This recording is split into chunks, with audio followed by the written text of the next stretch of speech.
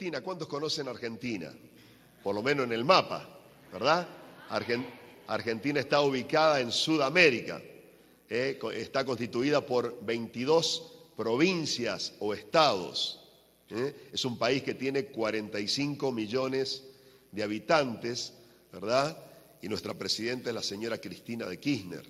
Vengo del país de Lionel Messi y de Maradona. Yo sé que a ustedes les gusta el fútbol, por eso vamos a hablar un poquito de fútbol, aunque hoy les ha ido muy mal a los argentinos, ¿verdad?, que juegan en el extranjero. Bueno, quería yo compartir con ustedes un tema práctico. Es un tema más bien práctico el que quiero compartir. Es un tema que Dios me dio hace un tiempo y lo he estado compartiendo en otras oportunidades en Argentina. Y ojalá que el Señor en esta noche, creo que sí, pueda hablarnos a cada uno de nosotros y podamos sacar provecho de la palabra del Señor en esta noche. Yo soy casado, hoy estoy cumpliendo 53 años.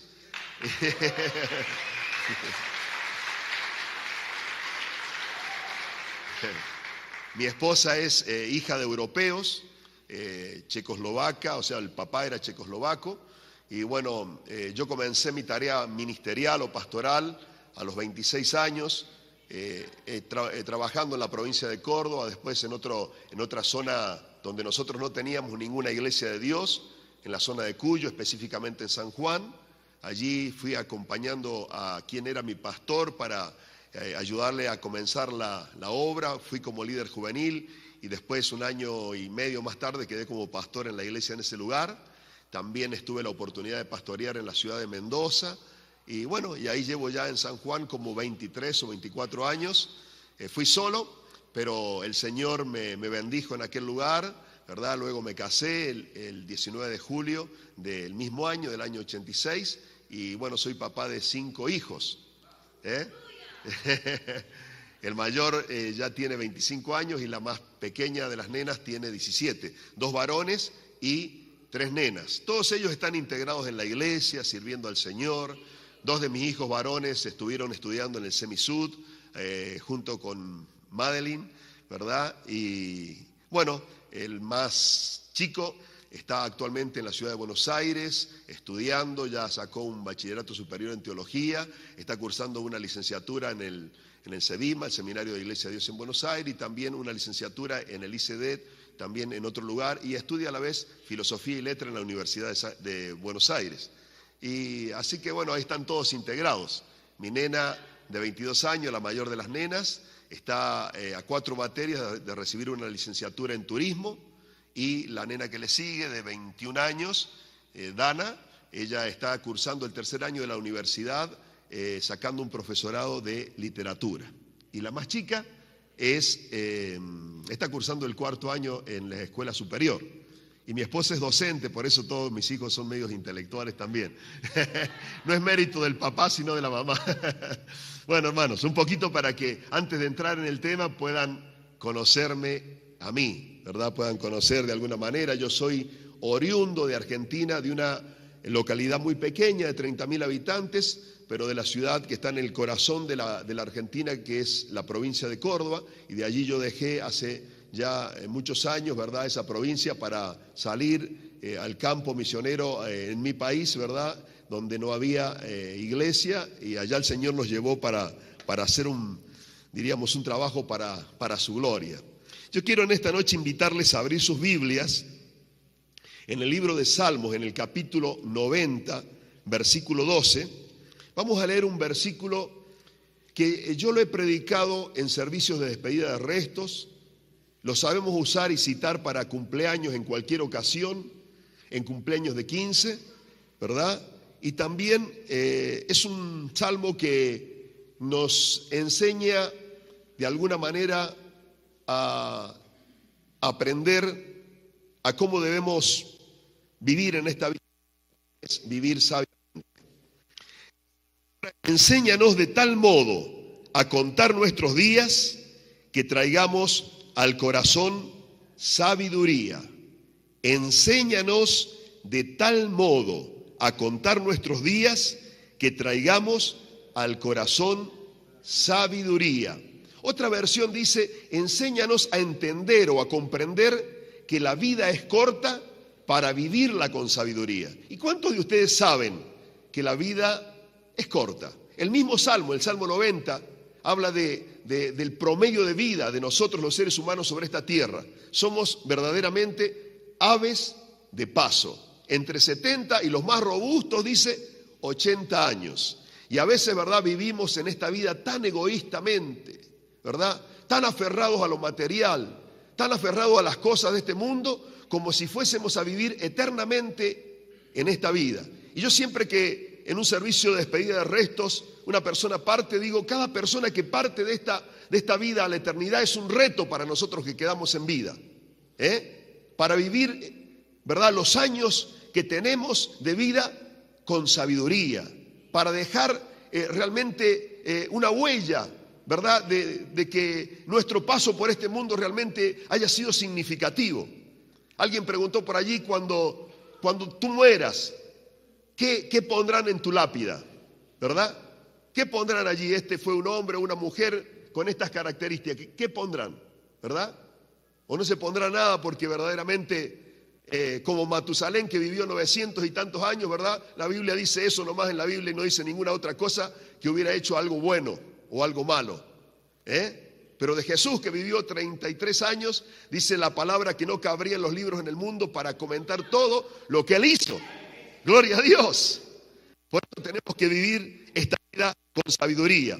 Y yo creo que la iglesia, nosotros los cristianos, tenemos mucho para enseñar a la gente que no conoce del amor de Dios, ¿verdad? Y no ha tenido la experiencia del nuevo nacimiento. Si nosotros nos conducimos en este mundo con sabiduría, podemos contribuir muchísimo para ayudar a la gente que todavía no ha llegado al conocimiento de la verdad en Jesucristo. Efesios capítulo 6, versículo 5 dice, andad sabiamente para con los de afuera, redimiendo bien el tiempo. O sea que tenemos que caminar por esta vida sabiamente, con sabiduría, con inteligencia, ¿verdad? No vivir por vivir. Yo sé decir, no vivir porque el aire es gratis. Algunos viven porque el aire es gratis, pero tenemos que vivir con un propósito. Nuestra vida tiene que tener un sentido. Nuestra vida tiene que encontrar, ¿verdad?, la razón por la cual Dios permitió que nosotros naciéramos en esta parte del mundo, ¿verdad?, en este tiempo, y con qué propósitos Dios nos trajo en este tiempo. Tenemos que de alguna manera descubrir esa razón. Y tenemos que descubrir también, ¿verdad?, por qué el Señor permitió que fuésemos parte de esta congregación, en este lugar, aquí en Guatemala, por ejemplo. Cada uno de ustedes, ¿por qué en este lugar? ¿Por qué aquí? ¿Verdad? No para calentar banca 10 años, sino para poder descubrir, ¿verdad?, nuestros dones, talentos, virtudes, ¿verdad?, y poder ponerlas en práctica. Poder dar al Señor lo mejor de nuestra vida, lo mejor de nuestro tiempo, lo mejor de nosotros. Algunos por allí dicen, bueno, cuando ya sea anciano, cuando me jubile, voy a servir al Señor. No, tenemos que darle al Señor lo mejor de nuestra vida, nuestra niñez, nuestra adolescencia, nuestra juventud, nuestra vida adulta, nuestra ancianidad. Debe ser vivida con sabiduría, con honra delante del Señor. ¿No les parece? Y eso va a traer admiración a otras personas y vamos a tener gracia delante del pueblo, delante de las personas, y eso va a ayudar que otros también puedan tener una experiencia real y genuina con el Señor Jesucristo. Vivir sabiamente no es simplemente haber tomado una decisión por Jesucristo, pero eso está bueno porque es el inicio, ¿verdad? Tampoco me convierte en sabio ser un asistente o un miembro de una congregación cristiana evangélica. A veces algunos pensamos que por tener el carnet como miembro de la iglesia de Dios, ya ese es el pasaporte al cielo, ¿verdad? Pero necesitamos más que eso. Necesitamos caminar un poquito más adelante. No creamos que el alcanzar títulos académicos nos convierte en personas sabias. Está bueno poder estudiar y tenemos que prepararnos para los desafíos del mundo moderno. Pero una vez un amigo mío, un hermano, en Mendoza, ¿verdad?, llegó una persona vestida de traje, aparentemente, según él, era un abogado, y dice, che, ustedes, ¿dónde queda tal cosa? Antes le dijo, buenos días, se dice, amigo. Nosotros acá somos seres humanos, te pensás que porque vos estás de traje y nosotros un poco engrasados aquí, no somos personas igual que vos. Primero la educación, le dijo. ¿Me entiende? Y era un intelectual, pero no estaba actuando como tal. Estaba actuando con soberbia. Estaba actuando de una manera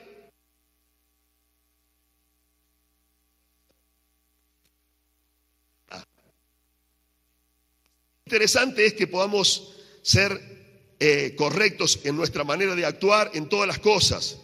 No confundamos intelectualismo con la sabiduría que viene de lo alto, con esa sabiduría que viene de Dios. Aleluya, gloria a Dios.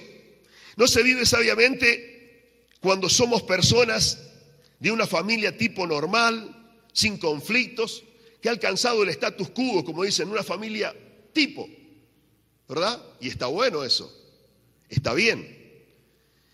Todos estos ejemplos están muy bien si nosotros los poseemos, los tenemos, pero no son suficientes como para que nosotros digamos, bueno, ya estoy viviendo de una manera sabia, ya no necesito aprender más nada. Cuidado, siempre tenemos que estar dispuestos, y más como cristianos, a sentarnos en la banca del discípulo, estar dispuestos a ser enseñados. El mejor líder es aquel que siempre está aprendiendo, ¿verdad? Siempre está aprendiendo, siempre se deja enseñar, siempre tiene inquietud por saber algo más. Y es por eso que yo me quedé estos días aquí en Guatemala, para aprender, para conocer lo que Dios está haciendo a través de los siervos de Dios, de la iglesia del Señor aquí en Guatemala. La iglesia aquí ha tenido un hermoso crecimiento, ¿verdad? Numérico en iglesias y también en membresía. Y eso a mí siempre me llamó la atención. Y soy un investigador de alguna manera de todas esas cosas, ¿verdad? Que Dios hace en países, en ciudades, cómo se logró alcanzar esa membresía, cómo se trabajó, cuál fue el secreto. Yo estoy aprendiendo aquí, a pesar de que ahora estoy al frente compartiendo una palabra, pero también estoy aprendiendo. Los otros días en las reuniones, en la reunión que me invitó el pastor Leonel con los pastores, aprendí algo muy especial. Dije, qué bueno que está esto. Ellos se están juntando hace 13 años, todos los martes, para compartir su ministerio, para compartir una relación de amistad junto con otros consiervos. La verdad que esto está muy bueno. Yo cuando llegue a Argentina voy a llamar a los pastores y nos vamos a juntar, ¿verdad? Cada semana para formar lazos fuertes de amistad, para compartir, para orar juntos, para interesarnos los unos por los otros. Ve que estoy aprendiendo y quiero seguir aprendiendo otras cosas. Aleluya, aleluya. No todas las personas envejecen, pero no todas maduran. Amén. Hay dos formas de vivir la vida: sabiamente o neciamente. Y no hay términos intermedios en esto. O vivo como sabio o vivo como tonto. O vivo como sabio o vivo como necio. ¿Sí? Que Dios nos ayude a vivir verdaderamente sabiamente.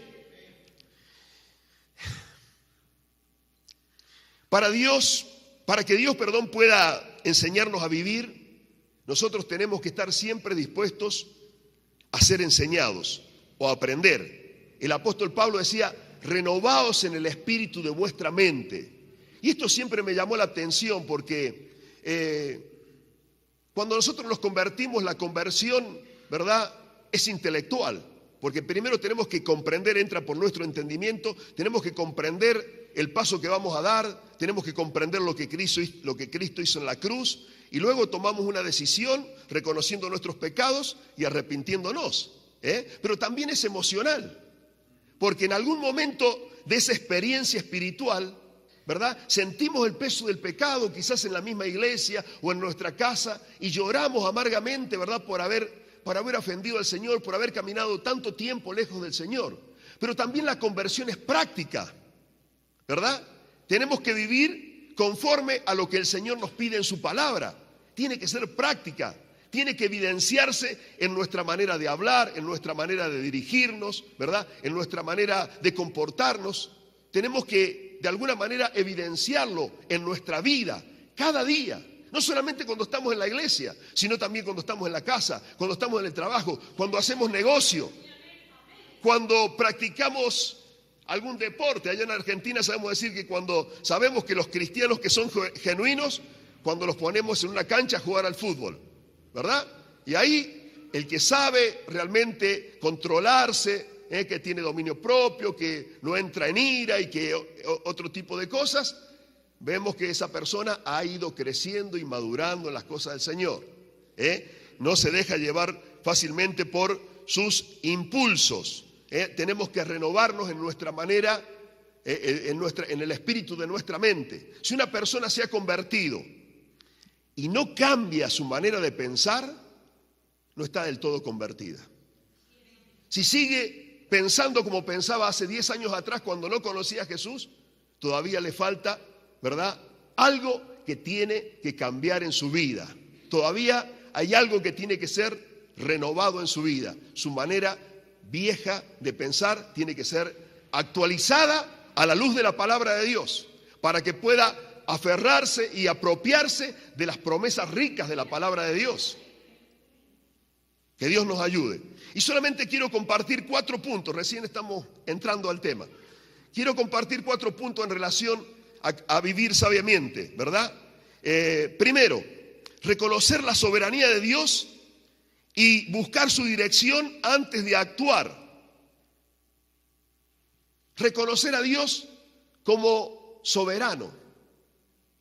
Él es dueño de nuestra vida, ¿verdad? Todo lo que tenemos, lo que somos, nuestra vida, nuestros hijos, nuestra casa, todo es del Señor, ¿verdad? Él es soberano, Él está sobre todas las cosas. Muchos, por ejemplo, toman decisiones y después consultan a Dios, y después se quejan delante de Dios. ¿Por qué? Porque no tuvieron en cuenta la soberanía de Dios. Esto significa vivir sabiamente teniendo en cuenta la soberanía de Dios y no buscar la dirección de Dios es un pecado. Actuar sin consultar a Dios en cualquier decisión que nosotros como cristianos vayamos a tomar es un pecado delante de Dios. Es no actuar sabiamente. Decisiones como decir, voy a salir de este trabajo, voy a renunciar. Y después resulta que tenés 3 o 4 meses o un tiempo sin conseguir un trabajo seguro. Hay personas que son volubles, inestables, ¿verdad? Que no duran en ningún lugar. Que ya están un año en un lugar y ya quieren renunciar y irse a otro lugar. No, cuidado. Hay una familia, hay hijos, hay personas, ¿verdad?, que están dependiendo de nosotros y tenemos que tener una vida equilibrada, una vida, manejarnos de una manera sabia para no afectar a otros integrantes de nuestra familia.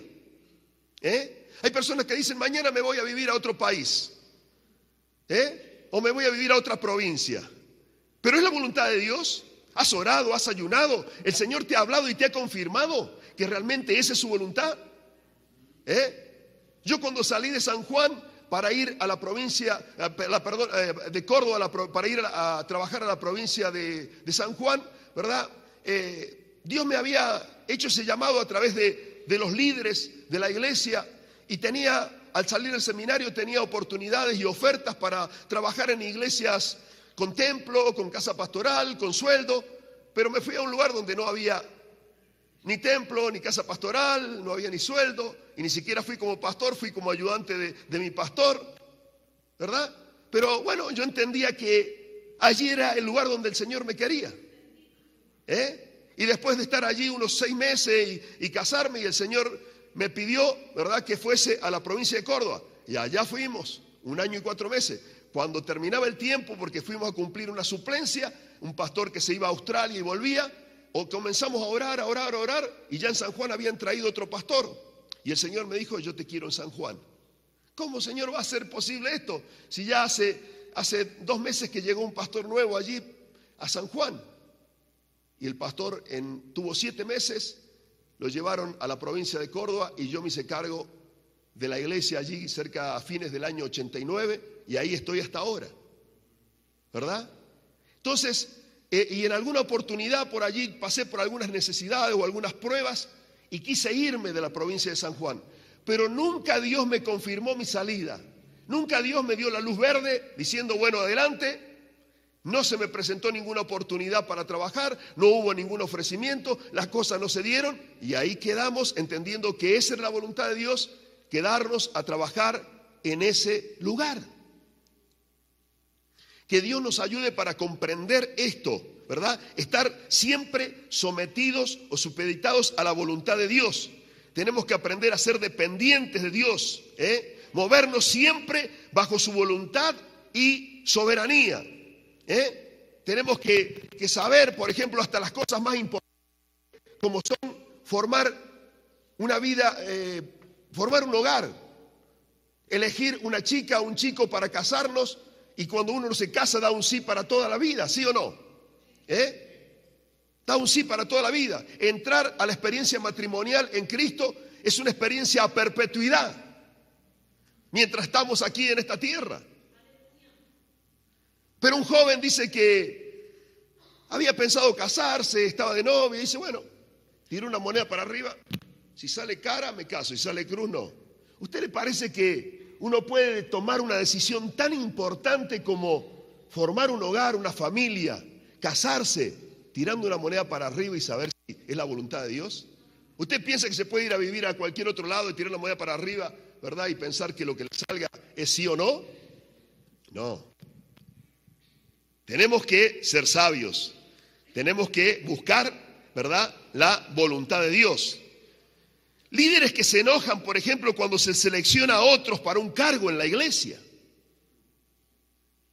Hay muchos trepadores muchas veces dentro de la iglesia que quieren ocupar lugares, pero usted que está ocupando un cargo y si tiene realmente virtudes, ¿verdad?, espere el tiempo de Dios.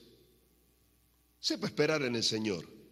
Y el Señor le va a dar ese lugar que usted quiere. Yo comencé en la iglesia barriendo el templo, construí la casa pastoral arriba en la iglesia, trabajé como ayudante de mi pastor. Cuando fui a San Juan a trabajar, le cuidaba a los niños, limpiaba la casa, cocinaba, él salía a visitar, y yo estaba allí. Nunca fue una carga para mí, nunca sentí que ellos me usaron, sentí que estaba sirviendo los propósitos de Dios, ¿verdad? Y después en su tiempo el Señor me dio el lugar que Él quería para mí. Tenemos que saber esperar el tiempo de Dios, el cairo de Dios, ¿verdad? No se vaya de la iglesia porque a usted no le tocó estar dentro del consejo de la iglesia o en algún lugar, ¿verdad?, que usted quizás pretendía estar. Espere en Dios. Acepte la soberanía de Dios. ¿Usted se cree que las designaciones de un nuevo pastor, ¿verdad?, en la iglesia o de algún líder en la iglesia es por antojo humano? A veces hay cuestiones políticas, pero aún a pesar de todo eso, la voluntad de Dios prevalece, ¿verdad? Y si no era de Dios que esa persona estuviese en ese lugar, no va a durar mucho tiempo, ¿verdad? Dios sabe cómo hacer las cosas. Cuando un líder es maduro, descansa en la soberanía, en la voluntad de Dios. Sabe que el Señor así lo quiso. Reconocer su soberanía significa también aceptar aquellas cosas que no entendemos por qué sucedieron. Ejemplo de lo que le sucedió al pueblo de Israel con la muerte de Moisés. Llegando ya allí frente a la tierra prometida, ¿verdad? Moisés muere y ni siquiera ellos saben dónde fue enterrado. Dios se encargó del tema. Todo el pueblo entró en una depresión colectiva, pero Dios se levanta y lo habla a Josué. Ellos no entendían por qué Moisés no pudo guiarlos hasta la tierra prometida, pero tenían que seguir adelante, ¿verdad? Y nosotros tenemos que seguir adelante en la vida, aunque nos sucedan cosas que no comprendemos.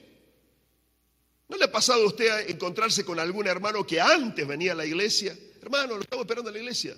No voy más, porque Dios no me escucha, porque Dios no me dio lo que quería, porque le pedí a Dios y nunca hizo lo que... Nosotros venimos primeramente a la casa del Señor para adorarle a Dios, para honrarle, para servirle, porque Él es Dios. porque Él se merece todo. Y Dios sigue siendo Dios aunque yo esté enfermo.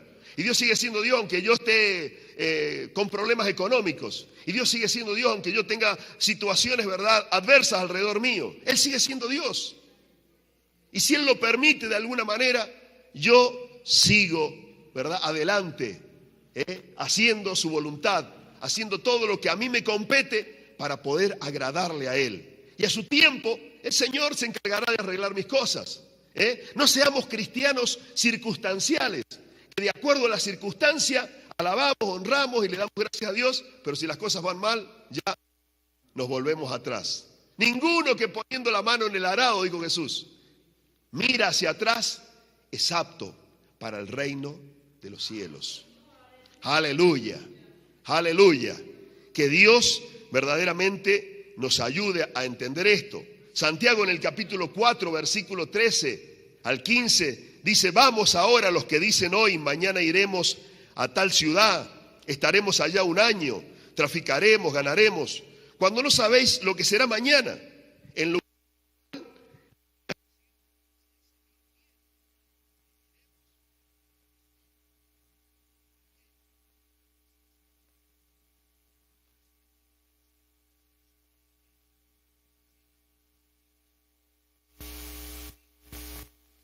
años atrás yo me iba a ir a trabajar a una iglesia en Long Island, Nueva York, para, bajo el ministerio de la Iglesia de Dios americano, para abrir la obra hispana en ese lugar. El pastor David Fogg había dicho, nadie mejor que el pastor Julio puede ayudarnos a abrir la obra hispana aquí en Nueva York.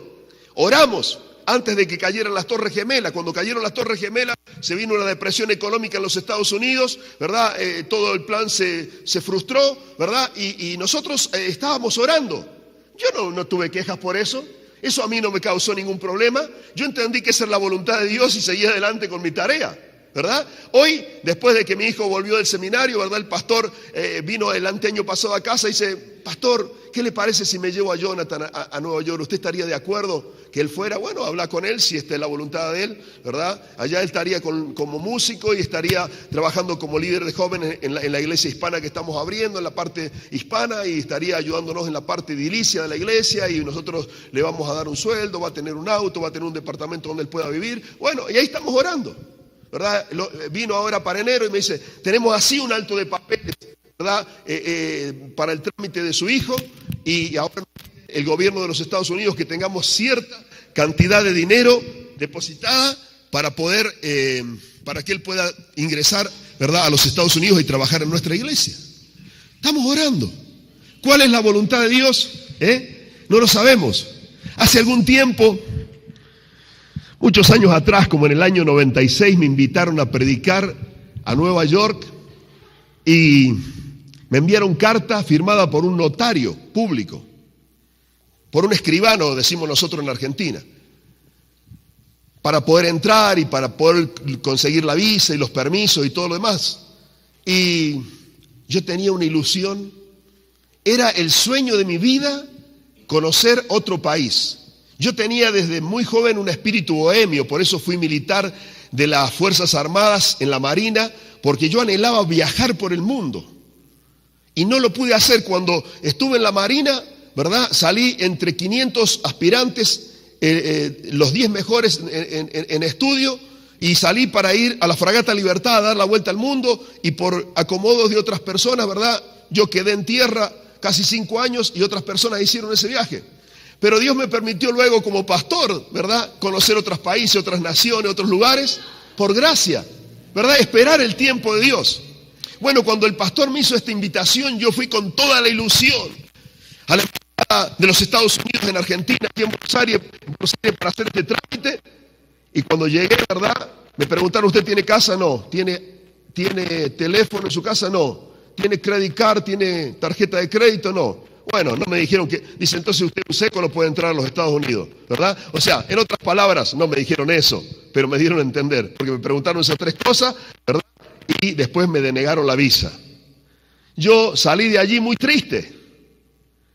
Y cuando volvía a mi provincia de origen, ¿verdad?, me acosté allí en el asiento del tren en ese tiempo, que me tapé con la campera y me puse a llorar. Lloraba, lloré, y le dije, gracias Señor, gracias Dios mío, porque no es tu voluntad que yo vaya. Gracias Dios mío, gracias, y le alabé y le di gloria y bendije el nombre de Dios. Le di tantas gracias al Señor, ¿verdad? Porque dije, Señor, no es tu voluntad, no es el tiempo. Pasaron los años y Dios me permitió por gracia estar como supervisor regional, supervisando más de 35 iglesias en nuestra región. Por 2 años estuve haciendo ese trabajo interinamente, cubriendo a mi supervisor que había ido a estudiar a Cleveland en la Iglesia de Dios. Y en ese tiempo el actual superintendente para Sudamérica, el doctor Eduardo Drachenberg, me habla. Él estaba estudiando allá también en los Estados Unidos. Julio, ¿no venís a la Asamblea Mundial? Le digo, no. Dice, vos estás como supervisor y tenés hotel pago, tenés toda la asamblea paga y todo lo demás. Oh, voy entonces, le digo. Y me anotó, ¿verdad? Guardame la habitación, todo que voy. Y en ese tiempo, el gobierno de Argentina con los Estados Unidos había hecho un acuerdo de que los argentinos entrábamos a los Estados Unidos sin necesidad de gestionar visa. Así que entré a los Estados Unidos. Salí desde San Juan en avión hacia Buenos Aires, de Buenos Aires a Miami, hicimos ahí, ¿verdad? Como es aduana, de allí a Houston, Texas, a San Antonio, Estuve ahí 11 días, de ahí fui a California a visitar mi familia, estuve 5 días, de allí me fui a Nueva York a predicar, estuve unos días. Cuando llegué a Nueva York, el pastor dice, pastor, ¿cuánto le salió el pasaje? Tráigame acá, a ver cuánto. Me pagó el pasaje y me dio $1,000, ¿verdad? En esa oportunidad. Era el tiempo de Dios. Es saber esperar en Dios. Es entender que Dios tiene caminos que nosotros muchas veces no entendemos. ¿Entiende? Es importante saber esperar el tiempo de Dios. Y estoy aquí hoy en Guatemala, no sé por qué, porque no tenía ni siquiera un plan de venir hacia esta parte, porque el pasaje era muy caro desde Buenos Aires, y yo formo parte del Consejo Directivo Nacional y fuimos a la reunión, y el supervisor nacional me dice, Julio, tenés que ir, sos líder nacional. Mi supervisor me decía, Julio, tenés que ir. El doctor Eduardo Drachenberg me dice, Julio, tenés que ir, tenés que estar en la cumbre. Bueno, voy a pensarlo un poquito, lo pensé, ¿verdad? Y dice, bueno, yo dije después, si voy, no me vuelvo ahí nomás. Si voy, me quedo por fe hasta el lunes 6 de mayo. Y bueno, Dios abrió las puertas y aquí estamos, hermano. Dios abrió las puertas y aquí estamos. Viajé por vía Chile a mitad de precio de lo que no me salía el pasaje por Buenos Aires, y el Señor permitió que pudiéramos, ¿verdad?, llegar hasta aquí. La noche que salí en la iglesia, una hermana se acercó y me entregó así un fajito de dólares que tenía para poder algunos gastos aquí. Después el supervisor nacional también me ayudó para parte del pasaje. El Señor preparó todas las cosas. Dios es bueno. Dios es bueno, ¿verdad? Pero qué importante es que nosotros podamos aceptar esa soberanía de Dios. Vamos a avanzar un poquito porque nos quedamos un poquito. En segundo lugar, tenemos que aplicar los principios de la palabra de Dios a cada área de nuestra vida. Aplicar los principios de la palabra de Dios a cada área de nuestra vida. Siempre me llamó la atención cómo Dios insistió a Josué, ¿verdad?, que se apegara a la palabra de Dios para que le fuese bien en la vida y pudiese conquistar la tierra prometida, ¿verdad? Derribar aquellas ciudades amuralladas, terminar con los gigantes que había en esa región. Siempre me llamó la atención ahí el versículo 7 y 8 de Josué capítulo 1, ¿verdad? Dios le dice que él no se aparte de la palabra, sino que esté apegado a la palabra de Dios. Dios se pasó 1900 años, hermanos, para dejarnos la palabra, el logos, la palabra escrita. Seleccionó a más o cerca de 39 autores de diferentes épocas, de diferentes culturas, y nos dejó 66 libros que de alguna manera nos muestran su voluntad. Esa palabra logos es la palabra eterna que permanece para siempre, ¿verdad? Cielo y tierra podrán pasar, mas tu palabra, dice, no pasará. Amén. Isaías escribe también en el capítulo 40, versículo 8, sécase la hierba, marchítase la flor, mas la palabra del Dios nuestro permanece para siempre. Lo que dijo tu abuelita pasará, lo que te dijo la profesora en la escuela pasará, lo que te dijo el profesor pasará, lo que te dijeron tus padres pasará, pero lo que dice la palabra de Dios permanece para siempre. ¡Aleluya! Y ella es la que tenemos que guardar y atesorar en nuestro corazón, como decía el salmista, en mi corazón he guardado tu ley, tus dichos, tu palabra, para no pecar contra ti. Cuando guardamos la palabra de Dios en nuestro corazón, ella nos ayuda a vivir esta vida sabiamente. Aleluya. Una mujer del público le dijo a Jesús en cierta oportunidad, le dijo, bienaventurado la mujer que te tuvo en el vientre y los senos que mamaste. Y el Señor, ¿verdad?, no se dejó impresionar por ese halago. Y le dijo, más bienaventurados aquellos que oyen la palabra y la guardan. No tenemos que ser oidores olvidadizos. Tenemos que oír la palabra, atesorarla en nuestro corazón, vivir por ella, ¿verdad?, y actualizar nuestra manera de pensar, nuestra manera de hablar. Nuestra manera de hablar y nuestra manera de pensar tiene que estar acorde a la palabra de Dios. Amén. Hablo, digo, ¿verdad?, conforme a lo que yo creo. Que Dios verdaderamente nos ayude a entender esto.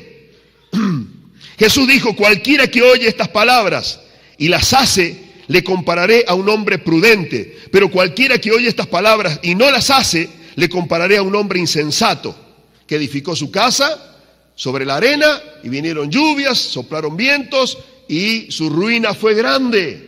Pero aquel que había edificado su casa sobre la roca, vinieron lluvias, viento y todo lo demás, ¿verdad? Y allí su casa permaneció. ¿Sobre qué estamos edificando? Pablo decía, yo como perito arquitecto he puesto el fundamento del cual es Jesucristo. Mire cómo sobreedifica. ¿Con qué materiales estamos edificando? ¿Con nuestros caprichos? ¿Con nuestras opiniones personales? ¿O estamos respaldando nuestra vida, nuestro caminar diario en la palabra de Dios? Que Dios nos ayude. Que Dios nos ayude para poder hacerlo de esa manera. En tercer lugar, aprender de las adversidades, de los errores y de los aciertos. Enséñanos de tal modo a contar nuestros días, que traigamos a nuestro corazón sabiduría. Enséñanos de tal modo a contar nuestros días, que traigamos al corazón sabiduría. Amén. Aleluya. En la vida, o la vida trae implícita cosas buenas y cosas malas. Tiempos de mucha abundancia y también tiempos de escasez. El apóstol Pablo lo decía, yo estoy acostumbrado a tener de sobra, a tener en abundancia, pero también estoy preparado para pasar necesidad. Y siempre esta palabra me hace acordar los tiempos de crisis fuertes que vivimos en Argentina hace algunos años atrás, bastantes años atrás, gracias a Dios. Yo les contaba a los hermanos que en ese tiempo, una noche llegué de estar predicando, de estar trabajando para el Señor, y miré en la heladera y no había nada, miré en la alacena y no había nada. Y no había nada, dije, Señor, gracias, en esta noche me voy a dormir así. Y me fui a dormir y le di gracias al Señor. Y Dios proveyó después. Siempre me acuerdo en ese tiempo que llevar a mis hijos a la escuela, a los dos varones, y dice, papi, déjanos algo para la merienda. Le dejé 25 centavos y no le podía dejar más. Esto nomás me deja así, esto. Y a la vuelta se vuelven caminando porque el papá no puede venir a buscarlos. Llegamos en un tiempo muy crítico, pero aún en ese tiempo, hermanos, de la crisis, aprendimos a depender de Dios, aprendimos a esperar en Dios, aprendimos a aceptar la soberanía de Dios, aprendimos, ¿verdad?, de aquellas adversidades por las cuales estaba pasando en nuestro país, para no renegar contra el Señor. Nosotros creíamos que así como, ¿verdad?, la viuda de Sarepta con nada pudo vivir ella, su hijo y el profeta Elías, así también creíamos que el Señor, ¿verdad?, podía ayudarnos para no pasar ninguna clase de necesidad. Y así fue. Hemos tenido testimonios tremendos, ¿verdad? A un hermano se le terminó un día el gas y no tenía dinero. Entonces los dos ancianos de la iglesia pusieron la mano sobre la garrafa y dijeron: Señor, llena esta garrafa. Pastor, 3 meses más tuvimos gas, dice. Siempre fue un testimonio poderoso. Aleluya. Aleluya. Gloria a Dios. El Señor sabe hacer las cosas, ¿verdad? Y Él lo puede hacer de una manera tan simple. Y a veces nosotros, en medio de la adversidad o en las situaciones difíciles de la vida, ponemos el grito en el cielo. Pero allí tenemos que preguntarnos: Señor, ¿qué me querés enseñar a través de esta adversidad? ¿Verdad? En los tiempos de escasez le damos gracia, en los tiempos de abundancia le damos gracia. Como decía un predicador, ¿verdad? Le dijo un pastor a un hermano en una iglesia de esas tradicionales, así, ¿verdad? Que no se un aleluya, un gloria a Dios, ¿verdad? Porque algunos ya se sienten mal. Y entonces el pastor le dijo: hermano, mire, el hermano tenía unas zapatillitas muy rotitas, ¿verdad? Entonces dice: si usted, hermano, se controla y no dice gloria a Dios, yo le voy a regalar un par de zapatos nuevos. Bueno, dijo el hermano, aceptó el trato con el pastor, ¿verdad? Y entonces un día vino un predicador de visita y el culto estaba muy bueno, ¿verdad? Y estaba predicando, y en una de esas se paró el hermano que le había regalado los zapatos al pastor y que había hecho el pacto. El pacto dijo: gloria a Dios, con zapatos, sin zapatos, gloria a Dios.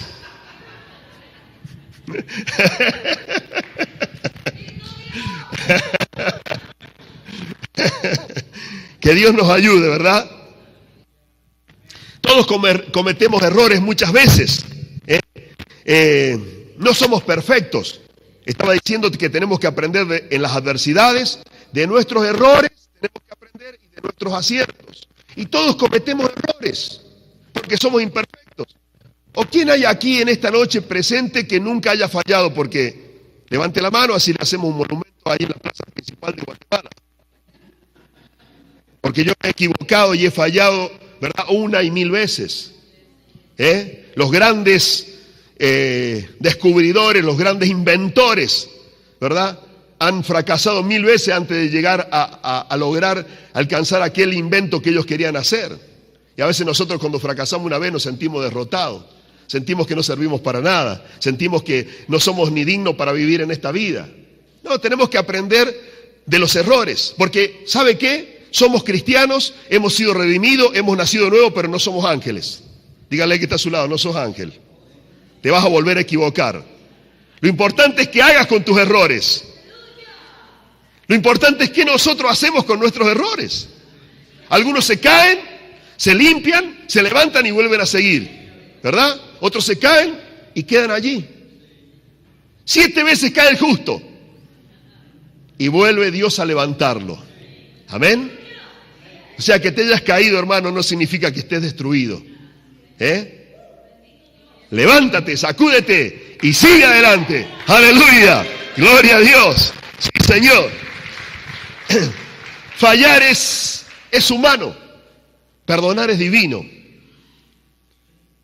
Y si no, mire lo que dice Juan allí: el que dice que no ha pecado le hace a Dios mentiroso. Pero si hubiéramos pecado, a un abogado tenemos, a Jesucristo el justo. Y si confesamos nuestros pecados, Dios es fiel y justo para perdonarnos y limpiarnos de toda maldad. Tenemos una vía de escape, que es la confesión, que es llegar al Señor con nuestro reconocimiento delante de Él. Cuando esto entonces suceda, ¿verdad? No se autocondene. Cuando falle, cuando hizo algo indebido, cuando dijo algo que no tenía que decir, cuando miró algo que no tenía que mirar, no se condene a sí mismo, no se justifique tampoco, ni proyecte culpa a otros. Fue por culpa de mi mamá, de mi papá, de mi hermano. Asuma sus propias culpas, reconozca que se ha equivocado, reconozca que actuó mal, que habló lo que no tenía que hablar, que dijo lo que no tenía que decir, que no supo ubicarse, que se dejó llevar por una emoción, que se dejó llevar por otros comentarios. Reconozca siempre su error, porque es humano, y eso es muy loable. Esposo, esposa, hijos, padres, cuando nos equivocamos. Nunca me olvido en un seminario que participamos en Buenos Aires, que un pastor comentó que su padre le dio una lección de perdón que nunca se le olvidó en su vida. Dice que cuando él era adolescente, su padre italiano era un poco impetuoso y entonces un día estaba en su casa con sus amigos y él le recriminó algunas cosas y lo retó y lo maltrató y le dijo de todo delante de sus 6 o 7 amigos allí, ¿verdad? Y lo mandó a la pieza. Luego el padre italiano, ¿verdad? Emigrante de Italia en Argentina, dice que lo llamó a su hijo y también a sus amigos, los citó y le dijo: hijo, los otros días actué mal. Lo que hice fue un error. Yo te podría haber corregido por esto que había sucedido, pero no de la forma que lo hice. Y dice que el anciano padre se arrodilló delante de su hijo y le dijo: ora por mí, te pido perdón ante tus amigos por lo que hice el día de ayer. Dice el pastor que el padre le dio una lección para toda la vida de lo que significa perdonar. Nosotros los padres muchas veces nos equivocamos con nuestros hijos. Nos equivocamos con nuestros hijos. Yo me he equivocado con mis hijos. Y también en muchas oportunidades, ¿verdad?, le he tenido que pedir perdón. Porque me he equivocado en mi manera de ver las cosas o de actuar o de corregirles. Que Dios nos ayude a reconocer esto, ¿verdad? Y si de alguna manera nos equivocamos, busquemos a Dios en oración, en confesión, en arrepentimiento, ¿verdad? A Dios le agrada nuestra sinceridad. Dios se goza de nuestra sinceridad, ¿verdad? El Señor le gusta eso. Y también, por otro lado, aprendemos de nuestros aciertos. Concéntrese en las cosas que ha hecho bien, en sus mejores decisiones, en sus aciertos. ¿Para qué perder tiempo en los errores? ¿Para qué perder tiempo en lo que hicimos mal? Pablo decía: ciertamente me olvido de lo que queda atrás y prosigo a la meta, olvidando lo que queda atrás. Tenemos que olvidar aquel tiempo del fracaso, de los errores, aquel tiempo donde caminamos sin Dios, ¿verdad? Haciendo lo que a nosotros mejor nos parecía, y tenemos que proyectarnos a lo que está delante, en la nueva vida que tenemos ahora en Cristo Jesús. Que Dios nos ayude. Y vuelva a repetir las buenas acciones, esos buenos gestos, todo aquello que te edifica, que te bendice. Vuélvelo a repetir. Amén. Vuelva a ser agradecido, vuelva a ser generoso, vuelva a ser temeroso de Dios. Vuelva a practicar el ayuno, la oración, vuelva al estudio de la palabra de Dios. Practique todo aquello que hizo bien, repita las buenas acciones, repita las buenas cosas, pero deje de lado los errores. Deje de lado aquello que no lo edifica. Vuelvo a repetir esas buenas acciones, esos buenos gestos, aquello que edifica, que bendice, etcétera, etcétera. Aleluya. En cuarto lugar, y el último punto que quiero compartir, tenemos que rodearnos para vivir una vida sabia, de gente sabia. Hay un dicho que se usa mucho, creo que aquí también debe ser común: dime con quién anda y te diré quién eres. Pero también hay otro que dice que las aves del mismo plumaje vuelan juntas. ¿O ha visto usted volar patos con golondrinas? O catitas, loritos con algún otro pájaro de otra especie. Pájaros del mismo plumaje vuelan juntos. Rodéese de gente sabia, gente que ame a Dios, gente que sea temerosa de Dios. Dice la Biblia que en la multitud de los consejeros está la sabiduría. Déjese aconsejar, déjese guiar, busque el consejo siempre. Escuche a las personas que han caminado más que usted en la vida. Rodéese de esa gente sabia que le ama. Solamente la gente sabia que ama, respeta y cree y aplica la palabra de Dios en su vida nos podrá bendecir y nos podrá dar el consejo de Dios. Nos podrá dar el consejo de Dios. Aleluya. Solamente la gente sabia que está sometida a la voluntad de Dios, que está sujeta a la voluntad de Dios, que conoce a Dios, que tiene una experiencia personal con Dios, nos podrá dar el consejo de Dios. Aleluya.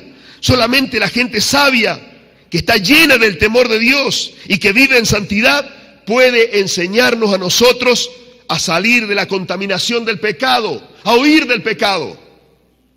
Porque su vida es una vida que vive en santidad. Y tenemos que rodearnos de gente sabia, de gente que ama a Dios. Dime con quién anda y te diré quién eres. Aleluya. Para terminar, hermanos, quiero decirles que sería un gusto para mí en esta noche poder orar por cada uno de ustedes que están aquí presentes, para pedirle al Señor que una unción de sabiduría de lo alto venga sobre cada uno de ustedes para vivir la vida cristiana de la manera que el Señor nos pide en su palabra. Para vivir así, agradándole al Señor, honrándole al Señor, que nuestra vida, que nuestros actos, que nuestras palabras, que nuestro accionar en la iglesia, fuera de la iglesia, en el trabajo, en la calle, donde andemos, honre el nombre del Señor. ¿Por qué? Porque estamos viviendo sabiamente, porque hemos aprendido a vivir sabiamente. Enséñanos de tal modo a contar nuestros días que traigamos al corazón sabiduría. El apóstol Pablo oraba por la iglesia, por un espíritu de sabiduría y revelación, ¿verdad? Sabiduría y revelación en el conocimiento de Él, para que le alumbraran los ojos del entendimiento, ¿verdad? Para entender cuál era la esperanza a la cual el Señor los había llamado. Espíritu de sabiduría. Yo creo que cada persona que llega a la iglesia y se convierte y tiene la nueva experiencia, ¿verdad? En ese día que le damos el cursito del ABC de la vida cristiana, la importancia de orar, la importancia de leer la Biblia, la importancia de asistir a la iglesia y la importancia de compartir su fe, ese día tendríamos que poner la mano sobre ese nuevo hermano y decirle: Señor, que el espíritu de sabiduría y revelación, Señor, venga sobre él, alumbrando los ojos de su entendimiento para que pueda comprender la esperanza a la cual él fue llamado. Aleluya. Gloria sea el nombre del Señor. Que Dios nos ayude, ¿verdad? ¿Quiere usted vivir en sabiduría? ¿Quiere usted vivir como sabio? Reconozca la soberanía de Dios, buscando su dirección antes de actuar. No actúe y después busque la dirección. Busque la dirección de Dios y luego actúe. Aplique la palabra de Dios a cada área de su vida. Aprenda de las adversidades, de los errores y de los aciertos. Y por último, rodéese siempre de gente sabia, que le ame y que usted sabe que quiere ayudarle. Vamos a orar. Si usted quiere sabiduría, pase aquí. Si usted quiere que oremos por ese espíritu de sabiduría sobre su vida, venga, vamos a estar orando al Señor. Vamos a pedirle al Señor que Él se pueda mover con su poder. Padre, en esta noche te alabamos y te bendecimos. Te damos gracias, Señor. Tú eres digno de toda gloria. Tú eres digno de toda honra. Señor, desde el primer momento que supe, Dios mío, que debía estar compartiendo una palabra aquí, Señor, en la iglesia de tu siervo, Pastor Leonel, Señor, esta palabra vino fuerte a mi corazón, Señor. Y solo tú lo sabes por qué, Dios mío. Yo no sé por qué, pero obedezco a tu soberanía. A lo que tú quieras, Señor, lo que tú me indiques, Señor, así quiero actuar, Señor, en mi ministerio y en mi vida. Padre Santo, yo oro ahora en el nombre de Jesús, para que un espíritu de sabiduría y revelación, Señor amado, entendimiento, Señor amado, para comprender tu voluntad, Señor, venga y se posesione sobre la iglesia, venga y se posesione sobre cada hermano, sobre cada hermana. Dale sabiduría en ese negocio que quiere emprender. Dale sabiduría, Señor amado, con sus hijos, con sus hijas. Aquellos que tienen hijos adolescentes, Señor amado, dale sabiduría para enseñarles, Señor amado, y educarlos, Señor amado, en el temor del Señor. Dale sabiduría, Señor, para saber cuando tenga que tomar una decisión de mucha importancia, relevancia. Señor, dale esa sabiduría. Dale sabiduría a mi hermano, a mi hermana. Llénalo de tu gracia, de tu poder.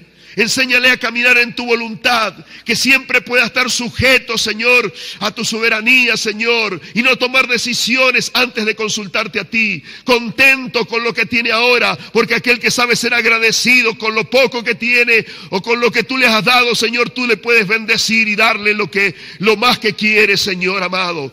Aleluya, contento con lo que tenés ahora, dice tu palabra, Dios mío. Bendigo en esta noche la iglesia, bendigo en esta noche cada hermano, cada hermana.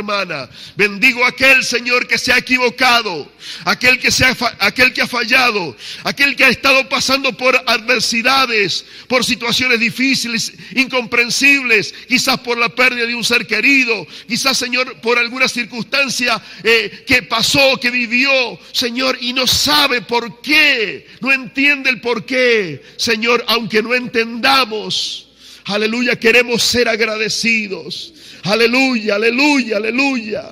Aleluya, Señor, gracias, Señor, por lo bueno. Diga conmigo, gracias, Señor, por lo bueno y por lo malo, por lo mucho y por lo poco. Gracias por tus bendiciones, Señor, porque siempre, siempre, Señor amado, tú cuidas de nosotros, aún cuando no entendemos por los caminos que estamos transitando. Aleluya. Bendigo, Señor, a la iglesia. Bendigo a tu pueblo. Bendigo, Señor, en esta noche cada joven, cada hermana, cada hermano. Oh, Dios mío, gloria a Dios. Enfócate en los aciertos. Enfócate en lo que hiciste bien. Sigue repitiendo esas buenas acciones para con el Señor, para con tu familia, para con tus compañeros, para con tus vecinos, para con tus conocidos. Sigue repitiendo esas buenas acciones, aleluya. Y rodéate siempre de gente sabia, de gente que ama a Dios. Un sabio es aquel que camina en la voluntad de Dios, aquel que es temeroso de Dios y vive en santidad. Aleluya. Aquel que ha aprendido a reconocer la soberanía de Dios en todas las cosas, aún en las cosas que no entiende. Aleluya. Bendigo a la iglesia, Padre. Bendigo que una unción de sabiduría de lo alto venga, Señor, sobre la iglesia. Aleluya, posesiónate. Rica bacaya, síbalaya, sábalacaya. Oh, gloria, gloria, gloria a Dios. Gracias, Señor.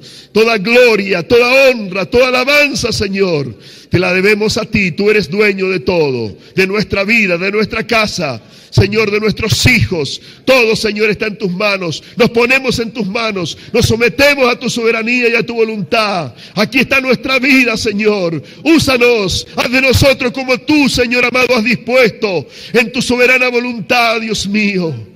Gracias, Padre, en el nombre de Jesús. Amén y amén. Dios les bendiga, hermanos. Aleluya.